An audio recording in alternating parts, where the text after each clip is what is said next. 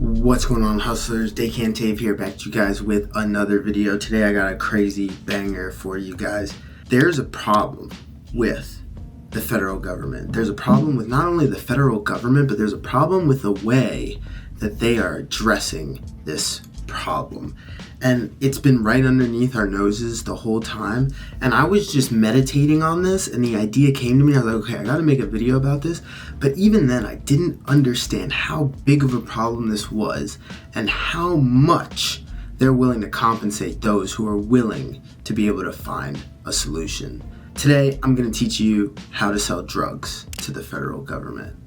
And no, I'm not crazy. No, I'm not the first person to think of this. If we think back to the crack epidemic in the 80s, we know the CIA was pumping the neighborhoods with all kinds of whatever you want to call it, that yayo. And then if you think back to 2 weeks ago when the B-2 bomber pilot flew 36 hours to go bomb some stations in Iran, you know that they pumped that pilot up with amphetamines. So you know that they're still using drugs. So you know that they need them. But today, I have hard, cold, concrete evidence that they're looking for not only more drugs, but they're looking to purchase more drugs from us, U.S. citizens. I have concrete evidence to show you. So stick with me. Make sure you like, comment, subscribe. And if you want to figure out how to monetize this solution, click the link down below to book a call to speak with me and my team. We might not be able to help you sell drugs. I'm going to tell you how to do that in this video, but I guarantee you I can help you sell whatever the hell else it is that you want to sell. Let's get into the video. So I was meditating and I just thought to myself, okay, how crazy would it be if I made a video about how to sell drugs to the federal government?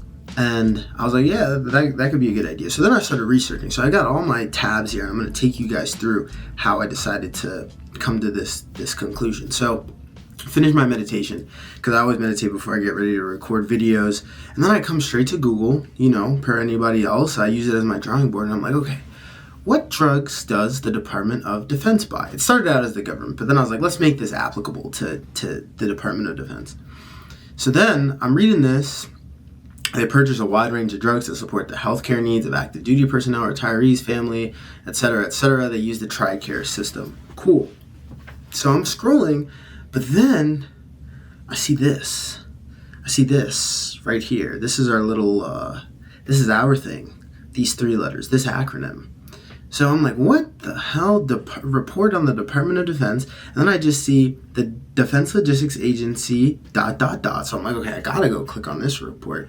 And is this, I don't know what senator it is. It could be Elizabeth Warren. I don't know. I didn't look. I just saw this.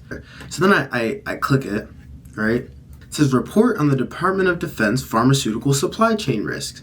So I'm like, holy shit, you're telling me that they not only buy drugs, but you're telling me that they published a document about all the problems that they're having buying drugs. My father always says, and I've employed this mentality since I started my first business at 15. The amount of money that you make is always directly proportional to the size and the scope of the problems that you solve. So I saw this and I was like, this is a sizable problem with a scope worth us undertaking. So then I'm looking and I'm like, okay, interesting. Very cool, interesting. So I read the executive summary, yada, yada, yada. I'm just scanning. I'm like, okay, where do I see the words where do I see the acronym DLA? So then I see the Department of Defense is using findings from the PPS, which I forget what it was, but it says it up in here. Pharmaceutical procurement system, that's what it is. Expansion of the PPS within the 2023 calendar year will include 539 GSNs. Think of NSNs, but for medical supplies. So then I see this. In addition to increasing information sharing, DoD intends to pursue the following steps to help address and mitigate supply chain risk identified in this report. These actions target short, mid, and long-term goals. DLA, ding, ding, ding, will continue to work with military services and other DoD components to recommend and facilitate the transition to TAA-compliant viable therapeutic alternatives. I believe TAA has to do with purchasing stuff from America, but don't worry, there's graphs and stuff later on that simplify all this. And then it says, DLA will continue to support domestic manufacturing supply, partner with the FDA, DLA will continue to enhance event mapping capability in the pharmaceutical procurement system to anticipate supply disruption and work to validate sources of supplies and production capacity from industry, us. So basically, they're going to just try to make all of their forecasting more in-depth. So I'm reading this and I'm like, okay, cool. So there's clearly an issue with this. But as I started to read a little bit more, it primarily illustrates where they're purchasing these drugs from. That's the issue. The issue here is that they're not buying enough of their pharmaceuticals from us as US-based companies. You can see here, 3% of their drugs moderately secure from Canada and Mexico, 18% moderately at risk from other countries, non-compliant, so not other countries that are not compliant. And then it says very high risk, 27% from China and the unknown. Let's just Google this document and figure out. Trade Agreements Act. Okay, so companies that we have a good trade agreement relationship with. But as we're scrolling down here, we can see that their biggest issue is that they're buying this stuff from companies that we do not have countries that we do not have trade agreements with. So clearly this is an issue here. Very high risk, China and the unknowns, and they buy a lot from China and they buy a lot from India as well. So there's another graph in here. So API China versus DoD demand. API stands for active pharmaceutical ingredient. It's not AI related. So basically the ingredients or the components to make these medications are coming from China as opposed to coming from Canada, Mexico, or ideally ourselves. And it says, based on the pharmaceuticals procured by DLA for contract year 2022, the Department of Defense has purchased 46 drugs from the FDA essential medicine list and other pharmaceuticals with active pharmaceutical ingredients that were sourced from China. So here we have a graph that tells us the percentage of material that's being sourced from China in regards to the annual demand. So this tells us, okay, if there was 30,000 units, 10,000 of it came from China. But anything, as we can see, primarily anything that's below 5,000, maybe even 7,000 units, looks like a third or almost half of it is coming from China. So clearly an issue. And then it says, in addition, 7 out of the 46 drugs procured had active pharmaceutical ingredients that were sourced solely from China for a total quantity of 22,957 units. These pharmaceuticals were used for antimicrobials, antivirals, human granulocyte colony stimulating factor, and glycemic control agents. Now this is where it gets really bad. Active pharmaceutical ingredients from India versus the Department of Defense's demand in 2022. We could just see a lot. We got a lot more blue lines or blue dots up here in this section of the chart, which is just not good.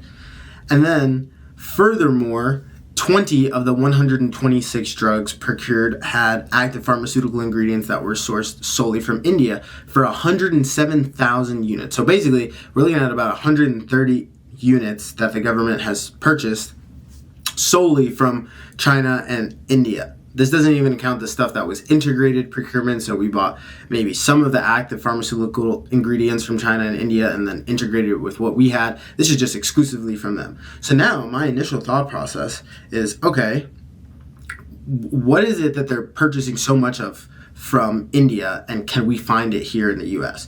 So then I'm looking and I look at this chart. Okay, 39,000, so basically 40,000, and then another 30,000 units. So these are two different medicines. And then I see hydrocortisone and aloe vera. We can 100% get that. So then I start looking, right? So then my next thought is, okay, what's the FSC code for aloe vera gel? Now, granted, I don't see anything for aloe vera gel. Sometimes when you type this in and you just change the product, you get like a specific answer. But I didn't get one. But I did see the first 2 digits represent the Federal Supply Group, FSG, which we know because FSC codes are really Federal Supply Class grouping codes, right? So any NSN or any FSC code that starts with the number 65 is where we need to be. So then I'm like, we're on the right track. So my next thought process was, okay, well, let's come to everyspec.com or PSC tool lookup.us, whichever you prefer. And then I start looking, okay, 6505, 65 There's a good amount of stuff with 65 here. Now, I always tell you guys, don't sell PPE stuff. PPE sucks because it's extremely saturated. Like Cardinal Health and Medline just dominate that industry. So then I'm like, okay, well, let's not do that. But then I start looking, okay, what's not PPE? X-ray equipment, dental supplies, medical and veterinary, surgical dressing materials, drugs, and biologicals. This is probably where we need to be. So then I come down here to dibs. So then I come here to dibs, and then I change the search category to federal supply class, and I just take a couple of these FSC codes that start with the number 65. And I'm like, okay, cool. Let's just see what comes up. So then I conduct my little searchy search, and I see, holy shit, there's 2,100. There's 2,100 solicitations specifically for medical supplies, drugs, etc. So then I'm looking, sodium chloride, estrogen, all kinds of crazy stuff. Also penicillin, hydrogen peroxide. You can get hydrogen peroxide from Walmart. I really should have used hydrogen peroxide. Sodium bicarbonate, baking soda. And then I come here and I'm like, okay, I see this one. This is a repeat offender, right? There's multiple solicitations for this NSN. So then I come here, I click on it, I see bacitracin ointments. And then I start thinking, this looks to be in line with what we just looked at, right? This is some kind of ointment. It was kind of in the realm of aloe vera gel, so I'm like, okay, it can't hurt me to start looking. But granted, this part number, I have no idea what I'm looking at. I don't know what this means, where this is derived from. So then I come to company name, and I'm like, okay, let's just do a little Google search. So then I look, okay, Pedagus homepage. So I see, okay, this company, they have a website. And I start looking, okay, this part number right here looks eerily similar to what we just looked at. Now, granted, it's not the exact same thing, but it leads me to believe that they at least make stuff that falls within this realm. So then I went to products, and then I conducted a little search, and I put that word in, bacitracin, and then would you look at that? I see this part number, but I notice it's missing a 0. So then I'm like, okay, this looks very similar. First aid antibiotic ointment, the part number looks very similar. So then I start thinking, what do I need to do to track down this information? So then I'm like, okay, let's take this part number. We do our normal little Google search. You know what I'm saying? We do our normal little Google search, see if it's commercially available. I throw this bad boy in here, and then obviously we see the manufacturer of the company, and then we start seeing different websites that are just straight up selling this stuff. So I'm like, okay. Now where do we go from here? So now that we know it's commercially available, my next instinct is, okay, is this feasible? Like, can I even sell this? So then I start looking, obviously, we come to page 1, it's FOB destination, so we got to pay for the shipping. DLA troop support, that looks pretty good for us. So then I come down to section A, and I'm like, okay, when was the last time this was bought? This was bought 4 years ago. So they haven't bought this stuff in 4 years. It's been sitting here. This is ointment that's commercially available off the shelf, so I'm thinking, I think there is a gap in the market here. So for those of you guys that are unsure of what to sell, you just follow along here. You do this, you might stumble upon some cool stuff. And then I'm looking at the cage codes. I don't see any of these cage codes here that match up with the cage code of the manufacturer. So we know that the approved source is no longer bidding on this bad boy. So then I start doing a little bit more research. I'm like, so this is not like PPE equipment where the government is just buying from the same company over and over. So now let's do a little bit more research. So then I see this 30 GM, meaning 30 grams. So for those of you guys that are looking for clarification on how to break down all this information, click the link down below. Book a call to speak with me and my team. We have a whole section just broken down on how to read solicitations, especially like this. And then it says this device or drug regulated by the FDA, etc., etc. Then we start seeing part numbers. It looks all good. And then I see unit of issue is TU, so I know that's tube. So again, I give all of our companies that we work with a breakdown of all the unit of issue sheets that you could encounter when you're looking through these solicitations. So then I start looking, okay, this is the approved source. They want 28 tubes, but as we noticed when we looked here, there's all different kinds of tube sizes, but they have to be in compliance with that 30 gram number. And just to verify, I looked that back up. I looked that up here. So TU and GM So I know that TU is 2, but I just had to confirm what's GM. So I see abbreviation for gram, a unit of weight or mass. Cool. So now we know for a fact that we're on the right track. So then I just come here, I do a little Google search. I'm scrolling down, and would you look at that? It looks to be the same exact part number. And then I'm like, by Padagus, US, that part number. But it's very interesting because the SKU matches up with the part number, but this necessarily doesn't match. So then I'm like, okay, now I got to do a little bit more reading. And I see, okay, it's a 1 ounce tube. It's used for skin irritation, and it looks like this is only going for $3.59. And seeing as they haven't bought this in the last 4 years, it looks like if we can get this exact part number, this exact size, we'll be able to mark this up quite nicely. So then I'm looking even further. What else am I looking at? And then I see, okay, cool.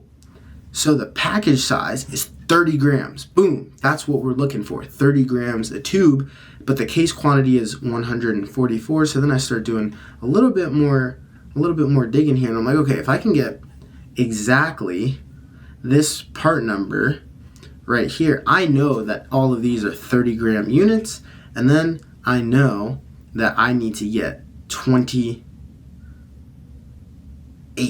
of these bad boys as evidenced. Oh wait, this is a different. Oh, it looks like there's 2 different contract line items. So they need 38.